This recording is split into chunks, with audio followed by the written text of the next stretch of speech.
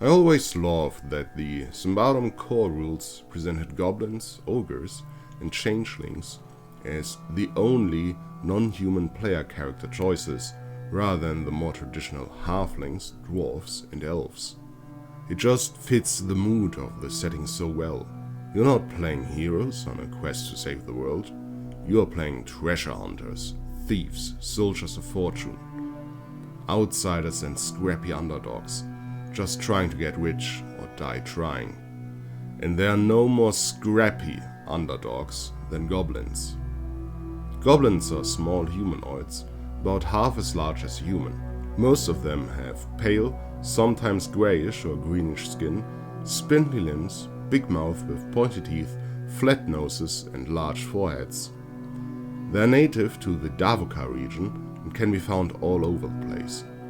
They usually live within a tribal structure led by the strongest, most crafty goblin who manage to gain power and become chief.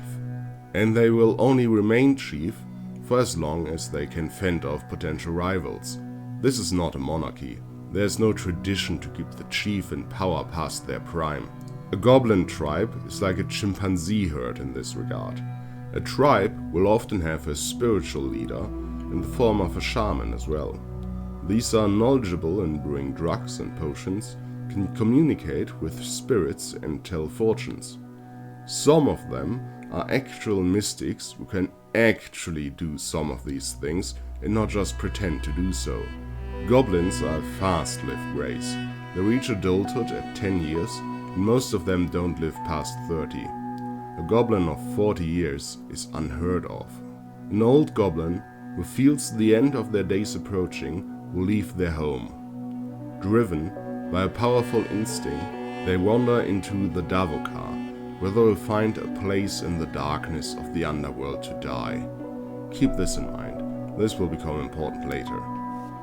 Goblins that live in the wild are usually timid, constantly watching out and hiding from danger, kind of like wild mice. They are near the bottom of the food chain, often falling prey to Bayagorn, Jakar, meerkats, and rage trolls. Sometimes an entire tribe will be enslaved to a leash troll and fall under their protection. This way, they are safe from predators as long as they keep their tyrant fed and happy. In contrast to that, goblins that live within human society, notably the Karabadok tribe that lives near the border town of Thistlehold, have a laid-back and carefree attitude. Their fiery temperament and strange ways of socializing have contributed to the disapproval by the human population. Hide the boot, tame the ogre, trim the sizzle, tighten the temple, and want to smack Moloch are party games that outsiders are reluctant to even watch. The only reason why goblins are tolerated in Thistlehold is that they are vital as a cheap, expendable workforce, doing dirty and dangerous work like draining marshes, emptying latrines, and flailing about on scaffolding. Thanks to that, a gibbering horde of sinewy goblins flows into the town every morning to work hard at a number of heavy, dangerous, or thankless tasks. Come nightfall, they're once again driven away, and a bunch of uncharacteristically silent goblins march back to their beds in simple huts of straw and clay. Some goblins stray from this pattern, mainly treasure hunters and goblins employed in the households of wealthy individuals in Thistlehold.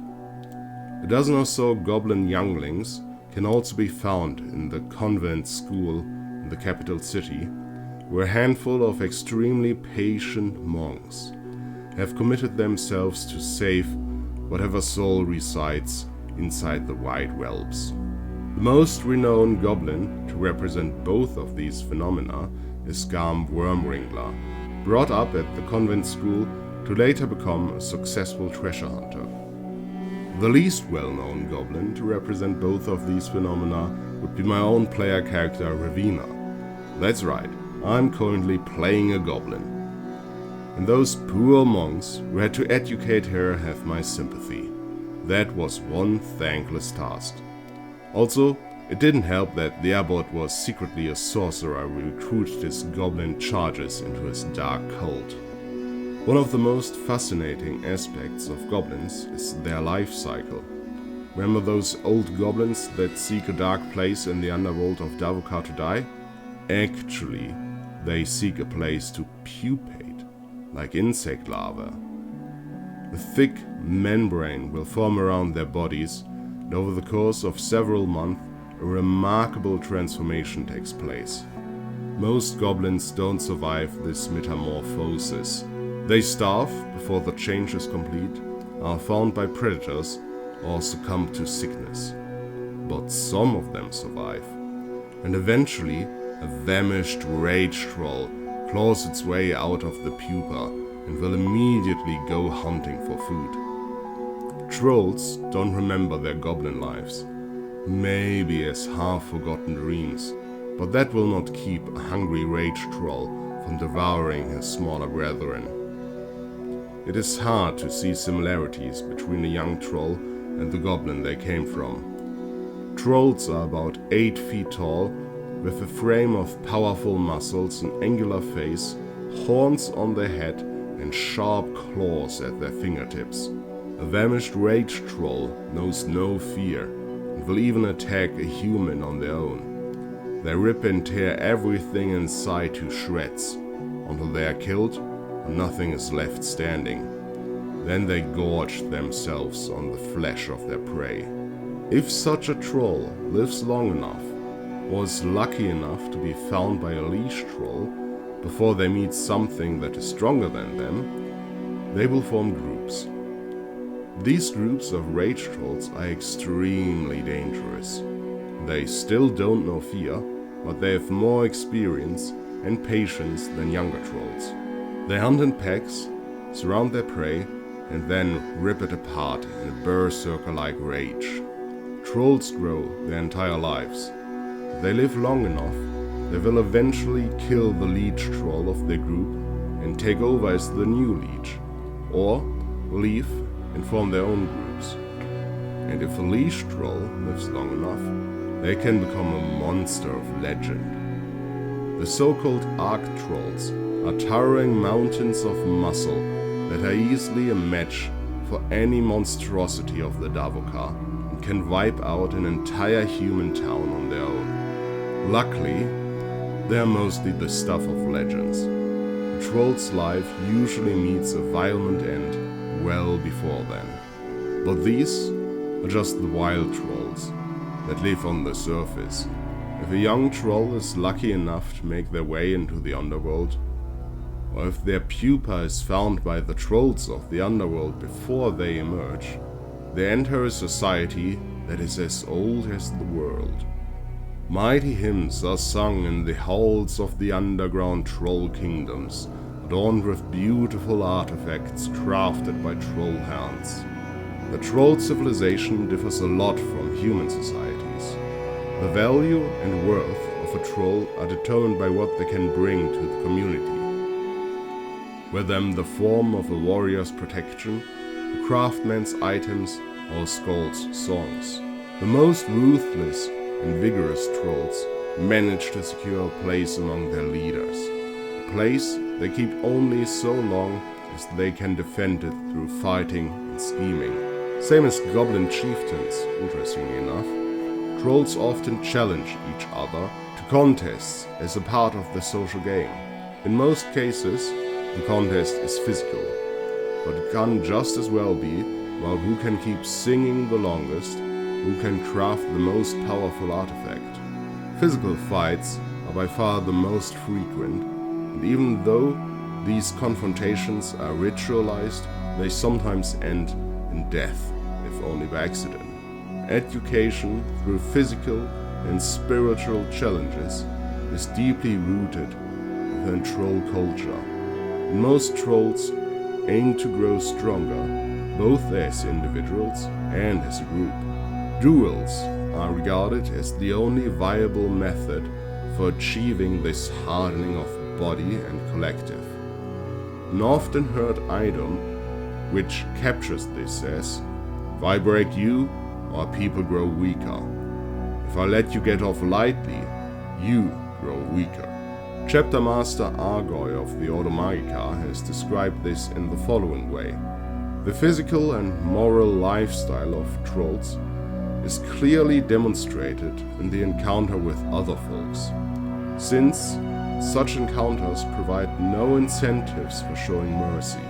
In fact, this brutal killer culture grows even crueler if the enemy surrenders or demonstrates any kind of weakness, because such behavior evokes a special kind of loathing. After all, an enemy who acts courageously is worthy of respect and may therefore be spared, according to troll logic. Sometimes, and more often in recent time, as Davokar awakens and grows ever darker, a pupating goblin will be affected by the spreading corruption. The progeny, who, without claws, has to scratch its way to freedom, looks very much like a troll, but is without some of the defining features.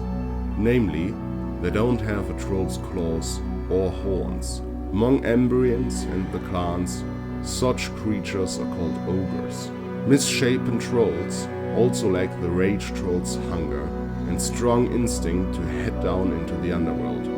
Instead, the ogre often leaves the depth of the woods and cling to the first person they happen to encounter. Trolls regard ogres with mixed emotions, but for most they are seen as a kind of distant cousins who deserve their help or at least their compassion.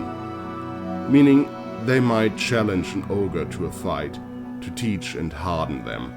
To both Emberians and the clans, ogres are odd creatures that come wandering out of the depth of Davokar, fully grown, but devoid of memories, with no sense of identity. It is up to the humans, or goblins, who eventually take them in to give them a name and teach them the ways of the world. The tales told of ogres vary from being hilarious to horrific. What is known is that the witches of Davokar sometimes take ogres under their wing and raise them to be guards and servants. Explorers have also reported that an Umbrian outpost near the Black Pitch Mire has adopted an ogre called Armstout, and the soldiers there have the giant dig ditches, lift heavy equipment, and draw the plow from time to time. In southern Davokar, they tell of the companions Diterror and Vitrona. The latter, a skillful scout employed by the witches, and the former, a huge ogre and the scout's best friend. Word of the duo has also reached Thistlehold, where they have become the subjects of a series of popular songs, supposedly recounting the adventures in the ruins of Symbaroum. An unsung hero among ogres is Gravina's faithful companion Donkey, who not only carries her stuff around, but also keeps the goblin sorcerer alive, which is not an easy feat, let me tell you. And that's all I know about goblins, ogres, and trolls. It's fascinating how they are actually the same species. An anthropologist might call a goblin a troll larva. This is the first lore video I have ever done. I think Symbaroum is a great setting for this. The lore has many mysteries to explore and has its own takes on classic fantasy tropes. The troll life cycle is just one example. It also gives me an excuse to show you more of the impressionistic, moody art of the game that drew me to Symbaroum in the first place. I hope you enjoyed this video. There's a lot more left to explore where this came from. For now, I bid thee farewell until we shall meet again.